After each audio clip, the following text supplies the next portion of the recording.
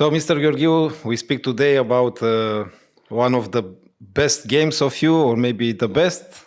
The most important, let's say. The most important. Yeah. It's because winning against Bobby Fischer is really something almost unbelievable in that period, of course. Yeah.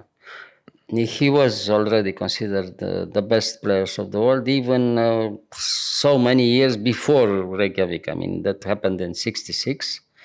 And he became world champion in '72 in Reykjavik. But if you compare his performances with the other, grandmasters' performances, you'll see the difference. It's almost unbelievable. When he played you here, what was his performance? Well, here it happened already. I mean, with everything started, in my opinion, with the big Olympiad from '66 in Havana. Because every game we had together, it's like a small story. Here we had our game in the pre-last round of the Olympic Games of Havana in '66. And coming to our game, Bobby had already a fantastic performance. I mean, he played 15 games until then, and he had 14 points out of 15. Can you imagine? 14 points. Yeah. He won 13 games, 2 draws against Spassky and against Ullmann. Spassky being at the time the world champion? No, Petrosian was the world champion in that time. Yeah, Spassky came a little bit later. So 14 wins, 2 draws. He had 2 draws against Spassky and Ullmann, where he could win also. I mean, he let escape his opponents. You can imagine. I mean, he was better, and somehow, finally he could only draw the games. And he won 13 games. I mean, 14 out of 15 is absolutely unbelievable. So he was unstoppable. Yeah, and he played against me the pre-last round of the Olympics. Everybody considered that if I can make a draw with Fischer, is a fantastic result, Yeah. It was very important for our team, because if we didn't lose the match against the United States, it was a very good performance, somewhere in the middle of the tournament, something like this. But it was very difficult to make a draw, against Fischer with white, with black, in such a form. 14 out of 15 at the first board of the Olympics is, out of this world, let's say, And I see here in this picture, it's almost close to the end of the game when he's giving you a check. Yeah, it was in the last few moments where... or maybe you felt already that you will win? White here was already almost winning. Winning. Yes. And it was very surprising, of course, and we don't see here in this picture, but, the whole government of Cuba was there, with Fidel Castro and Raúl and all the rest, because they came, every round they came to look at the positions, and they had only two favorites. I mean, the Soviet players, of course, because, the big brotherhood with the Soviet Union, and Bobby, of course. And everybody knew that Bobby wins almost every game, and it was very big surprise that this time he didn't win. So interesting. So Bobby was the favorite of... Well, he was a favorite of everybody. Okay. He was very loved. Because of his style. Because of his style. I mean, everybody was delighted to see, some fantastic player who wins every game, or almost every game, of course. Yeah. By the way, the Soviets, took some special measures by not letting Petrosian, who was the world champion, to play against Bobby Fischer, because they thought that it's very dangerous somehow. If he loses and doesn't look good. The world champion, it wasn't very nice. So they put Spassky to play against Fischer, and it was very good, because finally he made a draw. The Soviets, of course, they won the championship. Olympiad. Yeah, they had a fantastic team, and they won without any problems. And the American team came second. Even if Bobby had such a result, but the rest of the team was not that strong, like compared with the Soviet Union. But anyway, the result was excellent, even. Yeah, it's a big audience here looking at it. And it was a very big sensation that Bobby lost the game somehow, But But in before my that, opinion, okay, yes. we'll see, and I'll explain a little Let's see bit. the battle first. Yeah, we can see, but in my opinion, he could play better in some moments, and probably the game would be draw, But he forced, and he forced a little bit too much, and it happened like this, All right. We'll see. I think you played. Yeah, I You played didn't very give any well. chance to him. Well, I played my best. I tried my best, but even so, the game was more or less even, all the time. And in one moment, it was special analysis from Bobby and from myself, and I knew 2-3 moves more than himself. He didn't play usually. The Nimzovich opening only in some games. Usually he played Greenfield or King's Indian. But okay, here he played Nimzovich. So he played with black, and he played. I played with white, and he tried the Nimzovich opening against me. Yeah. And here I played this move f3, which is a little bit unusual, but it's not so bad. It's not bad at all. And I had very good souvenirs because with f3 I became grandmaster. If you remember the game I had with Unziker. Yeah, how is called this opening? This is called the Zemish variation against the against the Nimzovich. You have also you have the Zemish variation against the King's Indian. It's very well known against the King's Indian. Here is a little bit more rare, but it's also very good. Even now in our time, it's still possible to play f3. Okay, f3, d5. The alternative is instead of d5, black would play c5. And after c5, d5 is very complicated, but is a little bit better for white also, like this. Now he can take in d5, you take in d5, castle, and you continue with e4, d6, and so on. Very complicated, but white is also a little bit better, all the time. Yeah. Okay.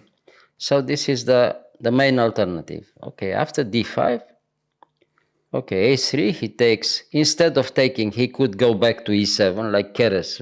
I had my game with Keres in Hastings, in this period, and also a little bit better for white, if you remember the game.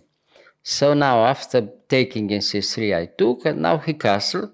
He could play c5, like Unziker, the main variation. But okay, castle is also very good. It's a very good move. So now you take in d5, he takes in d5, and now e3. Well, starting from here, we have the main variation of this line, which is okay for white, but you have to play the move order, very precisely. You will see, So far is theory. Everything is theory until now, of course.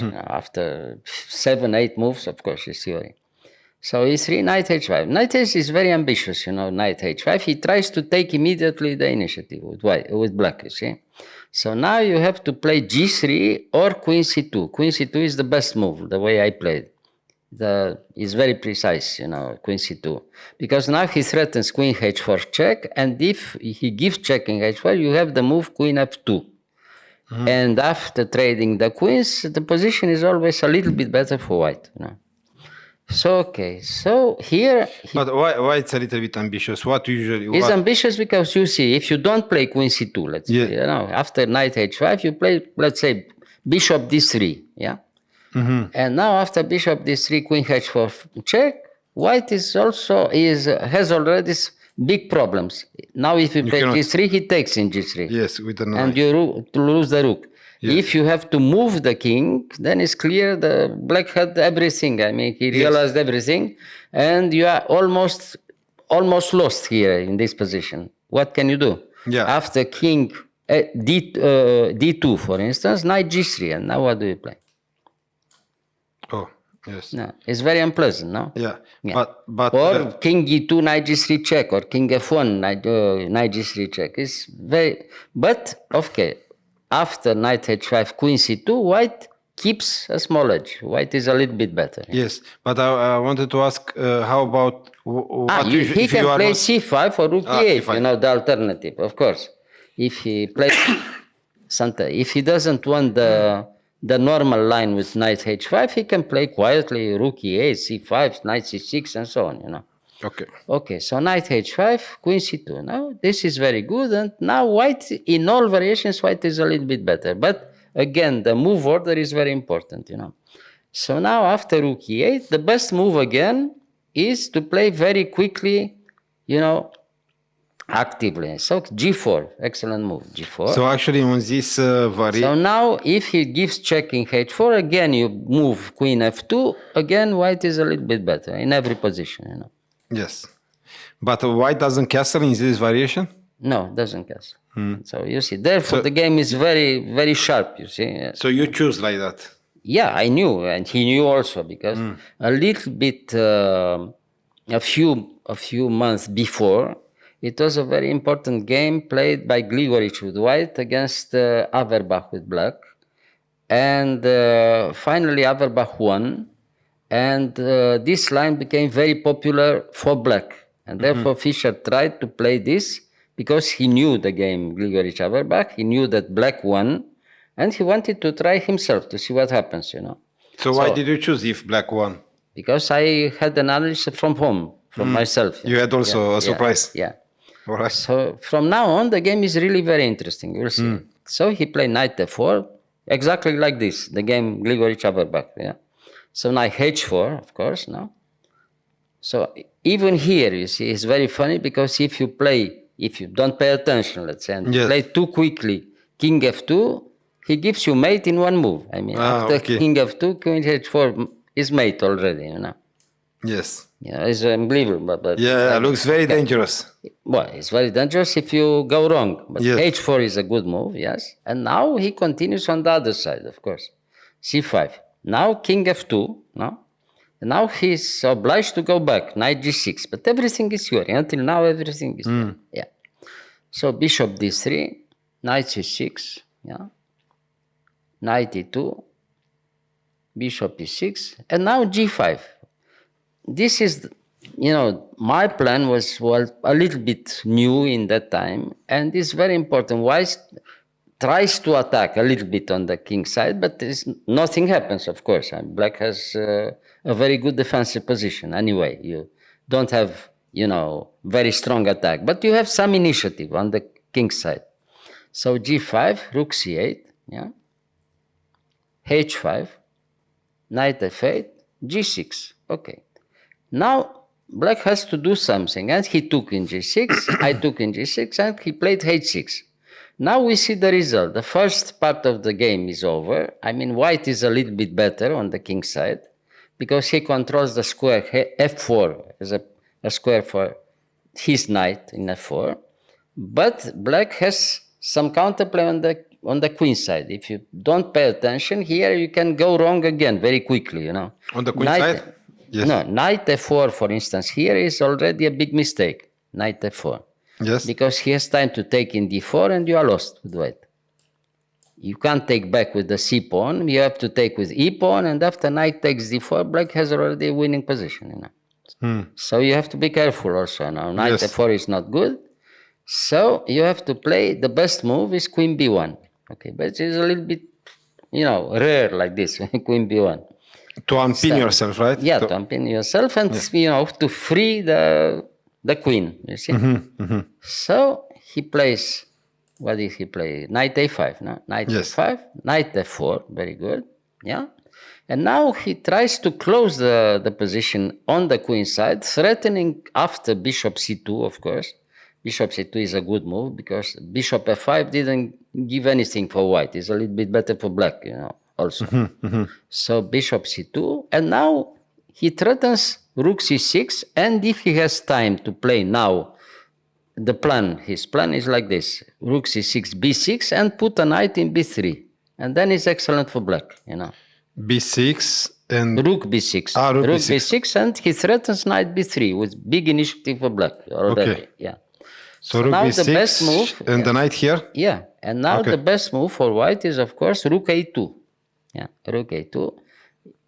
Exactly on time. If after rook b6 you have rook b2, and white is a little bit better in all positions, a little bit. Why? Because you don't give You don't give the possibility to come to b3 immediately, I mean in good conditions, and you have still the two bishops. White has 2 bishops and a little bit of control everywhere, in the center, on the king side, on the queen side, everywhere. White is a little bit better, So anyway, the game is safe until now against Bobby. I mean, against Bobby, you have to be safe, first of all. Yeah. First rule, to be safe. So, yeah, to be safe. So I play rook a2, and now he continued. I mean, he overstepped a little bit the limit, in my opinion, in this line. I mean, knight d7 is okay. I played a4. Everybody wants to have a better position for his pieces. I mean, black wants to come with the knight in f6, control the center. White takes the big diagonal a3, f8. I mean, now bishop a3 is okay.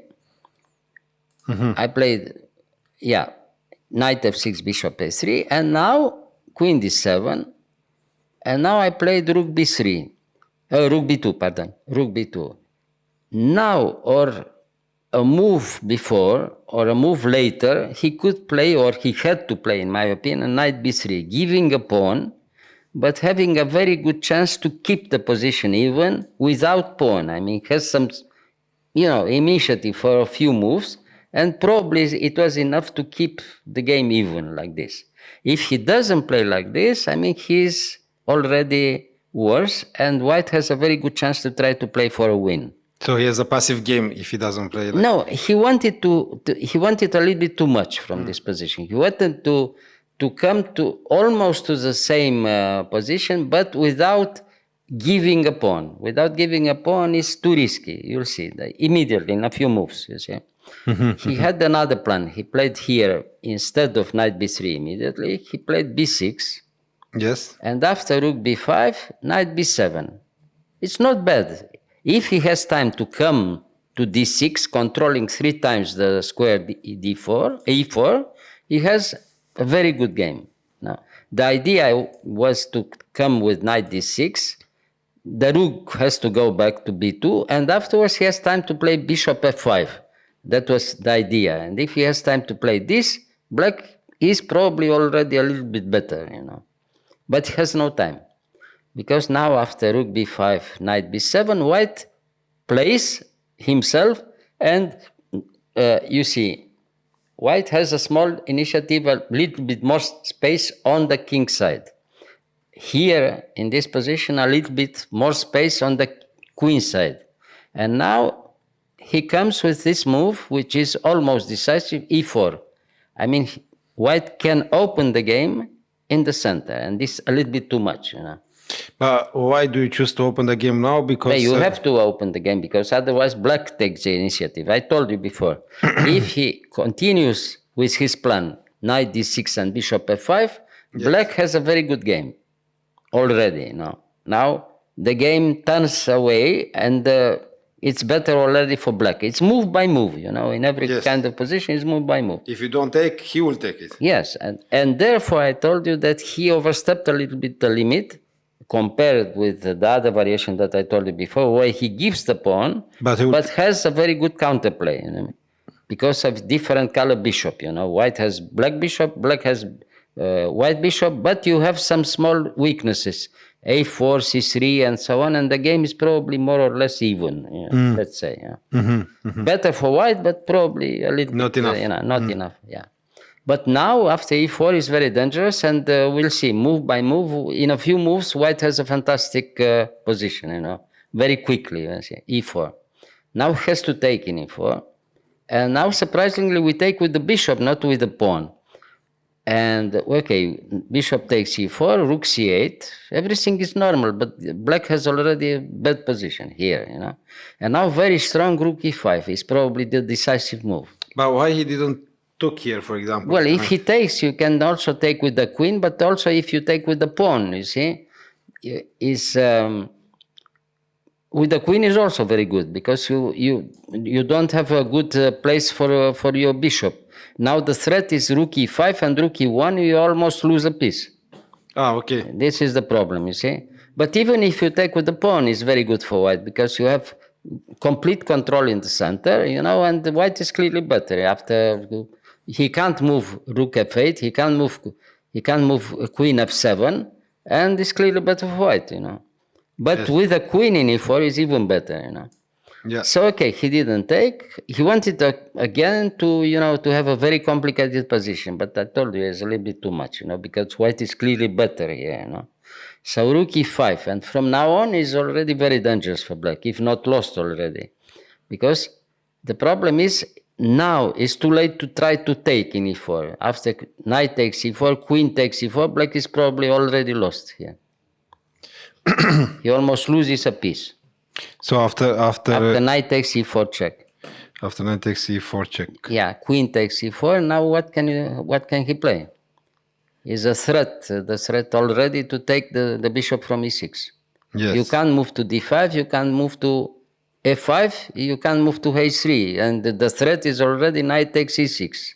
If you go back with the knight to d8, it's finished. You know, after d5 or rook e1, completely winning for white. You know. Yes. Yes. Yes.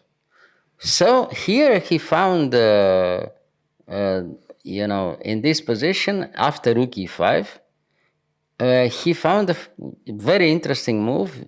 He tries to give a piece to complicate again, you know, the position, you know.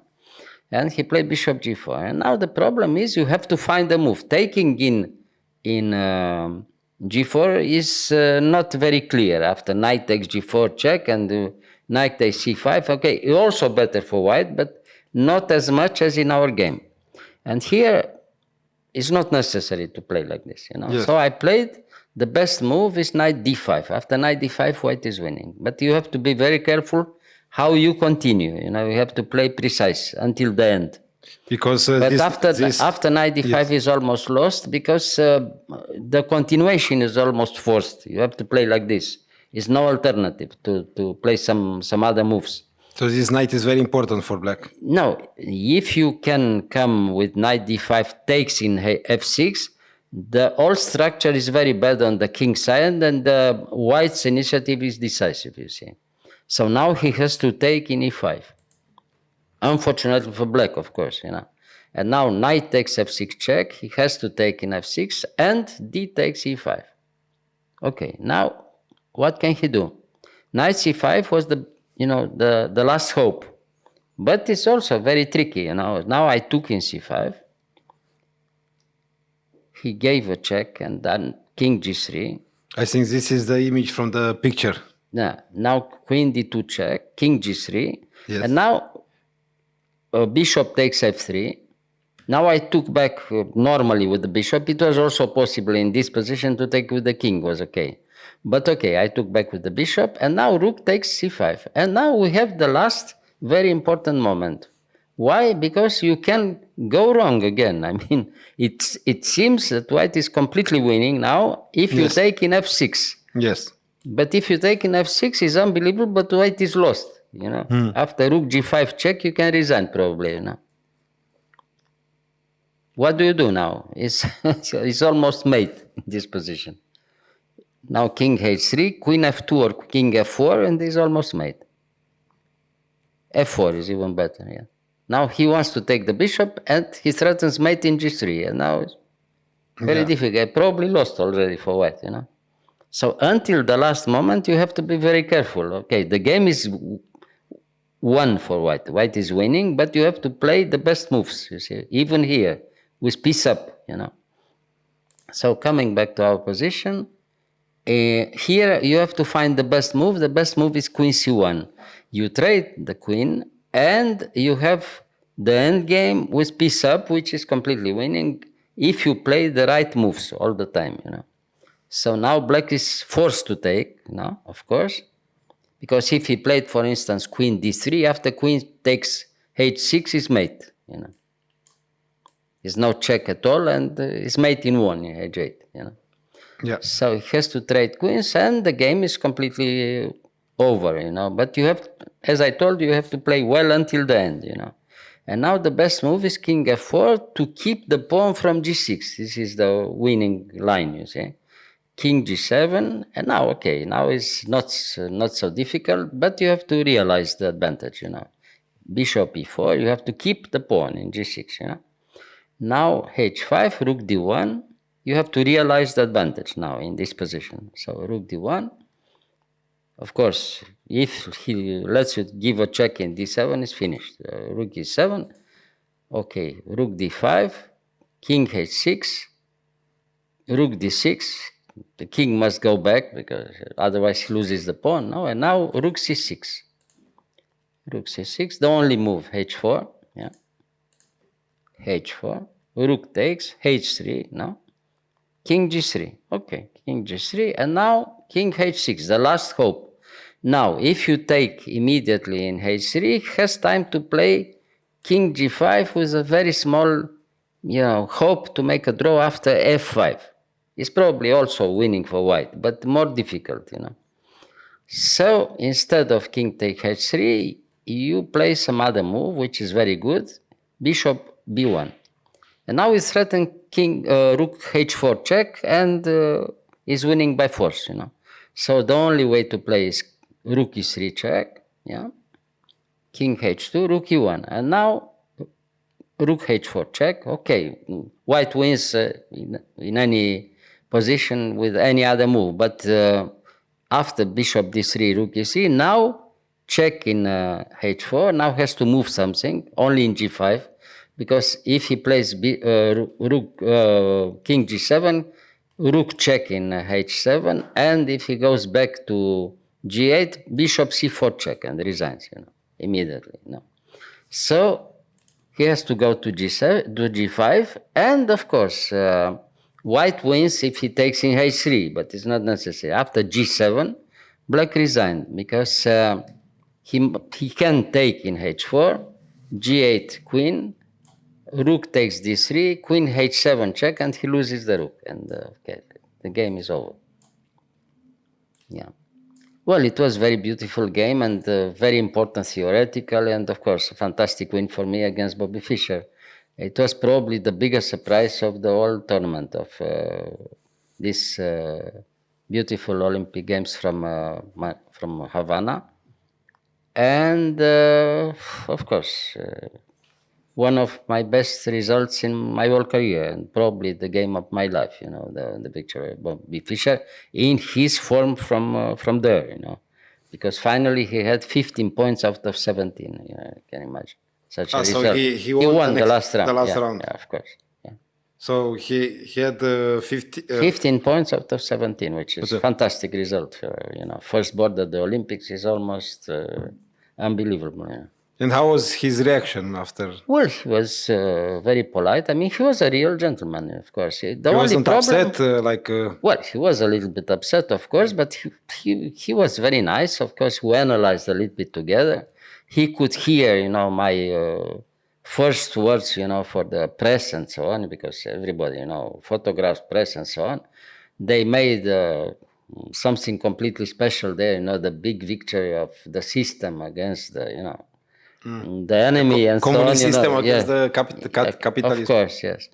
And I spoke very nicely. Of course, I told everybody that it was the biggest surprise, that I didn't, imagine that I could have such a result and so on. And very nice words, for Bobby and so on. Finally, the atmosphere became very friendly afterwards, somehow. And it was the first moment when we could hope, I could hope that we'd become friends somewhere, later on. And from then, we continued with our games in some other big tournaments, and finally we became very close friends. We'll see, yeah. Because this was the first step from our friendship. You'll see why and how we continue to explain it in some other games, because each game against Bobby was a small story, the game and the rest of the story, surrounding the real game. But you said after the game you received well, I received something very special from Fidel Castro. He was also very surprised, and he couldn't believe that something like this could happen. But this is chess, and it is sports. I mean, even a genius could be defeated. It happens, of course. Yeah. Yeah, but it was a But very, anyway, very it good was fight from you. Yes, of course. It was very big And surprise, and, you it played was a to, real fight. yes, Yeah. you played. I mean, he didn't make like a big mistake, so you played for a win from the beginning. Well, I played for a win, but I told you, in some moments, if he played some other moves, he had a real chance to make a draw. But in any position, White was a little bit better. He had no chance to win. In my opinion, no. In my opinion. And the impression was so big that Gheorghiu, he was in that time one of the best players of the world, a real legend like this. He proposed officially that the game, could be published everywhere, and the whole variation must be take my name because of this fantastic victory against Bobby Fischer. So for the next period, the variation was called the Gheorghiu variation in Zemish attack against the Nimzovic, which is real honor, of course. Nice. Yeah. And you said this table from here was sent by the. I mean, he was given by Fidel Castro himself, and it was, a sign that he, in big appreciation for this victory. Was sent to you from Cuba. Yeah. In Romania. Yeah. But it was lost. The table where we Yes. played together. Yes, it was lost. It's in a mysterious way, like this. Let's say. But this I could have. I have it at home, of course. This present from Castro. Fidel, yes. So it's a nice. I see a very nice. Well, it's a very nice chess set, and So like a. it's a very special occasion. You don't play every day like this with these pieces. But anyway, it's a very good souvenir from this time. Yeah. Because anyway, even now, after so many years, it was probably considered the biggest surprise, the biggest upset of the whole Olympics. Your victory. The Havana Olympiad. Yeah.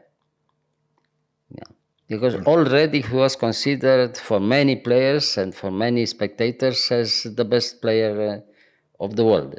Already, before he became world champion and so on, after some years. But starting from Havana, he had a string of fantastic results, and the last one was the match from Reykjavik, where he could beat Spassky and become world champion. Nice. Yeah. All right.